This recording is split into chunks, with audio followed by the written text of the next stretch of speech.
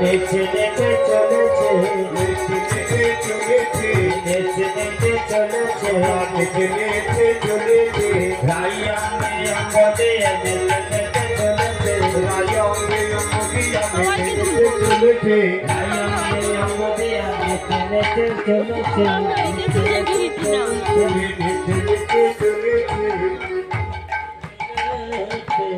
রাই অঙ্গে অঙ্গ দিয়ে নগর কানাই, আর গোবিন্দ নিজের অঙ্গ থেকে যতজন গোপী ছিল ততগুলো কৃষ্ণের সৃষ্টি করে প্রত্যেকের কাছে একটা একটা করে পাঠিয়ে দিল।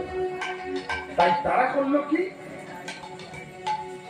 ওই সৃষ্টি করা কৃষ্ণগুলোকে নিজের পতি ভেবে সবাই আলিঙ্গন দিচ্ছে, আলিঙ্গন দিচ্ছে। আর আসল তাই বলছে, যত গোপী তত কৃষ্ণ হইল বৃন্দাবনে,